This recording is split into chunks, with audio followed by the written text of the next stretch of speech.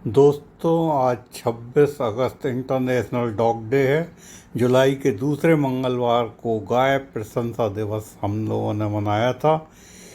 इसी दिन activist कुलिन page के घर उनका पहला गोद लिया कुत्ता शेल्टी आया था।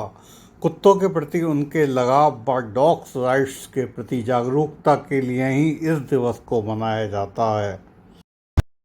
ये हमारा योशी है, ये ग्रूमिंग के लिए जा रहे हैं। इनका अपॉइंटमेंट है, ब्यूटी पार्लर में जा रहे हैं। ब्यूटी पार्लर में सच के आएंगे अब।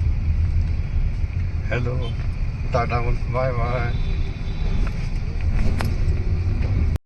अनेक लोग अपने शौक व अकेलेपन को दूर करने के लिए पशुओं को पालते हैं।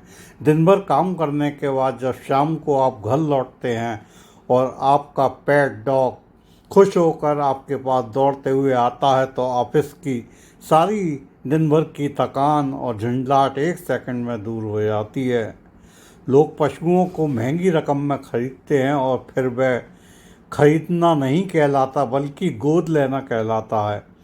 नियम तो ये है कि लावारिस पपीज जिनकी मां मर जाए या रेस्क्यू किए हुए कुत्ते ही गोद दिए जा सकते हैं, परंतु ऐसा होता कहाँ है। माँ के सामने ही उसका पपी छीन कर बेच दिया जाता है और वह गोद दिया कहलाता है। गोद लेने वालों का पहले साक्षात्कार लिया जाता है कि वे उसे रखने के काबिल भी हैं या नहीं, उनके अधिकारों का सम्मान कर सकते हैं या नहीं। जैसे ह्यूमन राइट्स होते हैं, ठीक ऐसे ही पशुओं के राइट्स का ध्यान रखना भी अडॉप्ट करने वाले के लिए आवश्यक होता है। उनके रहन सहन में भी भारी खर्चा करना पड़ता है। अपने पालतू पशुओं को परिवार के सदस्य की तरह पालना पड़ता है।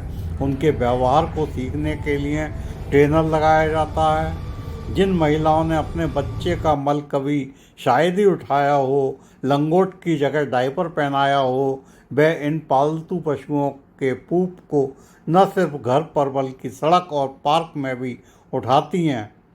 लेकिन ऐसा सिर्फ बड़े शहरों की सोसाइटी में ही देखने को मिलता है। छोटे शहरों में तो लोग सार्वजनिक स्थान व पार्क में अपने पालतू कुत्तों को ले आते हैं और उनका पूप नहीं उठाते, जिससे दूसरे लोगों को परेशानी का सामना करना पड़ता है। ऐसा कदापि ना करें।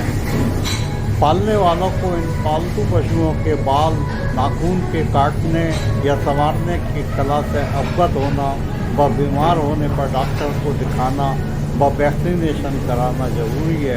बहुत से लोग ऐसे भी होते हैं जो ये काम करना पसंद नहीं करते या ये काम कर नहीं पाते, तथा बहुतों के पास ये काम करने के लिए समय ही नहीं होता।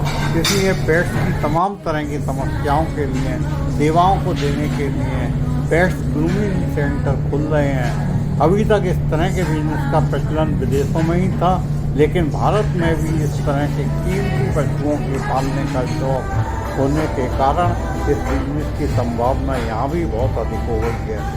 पेट्स को फिट रखने का शौक लोगों में है।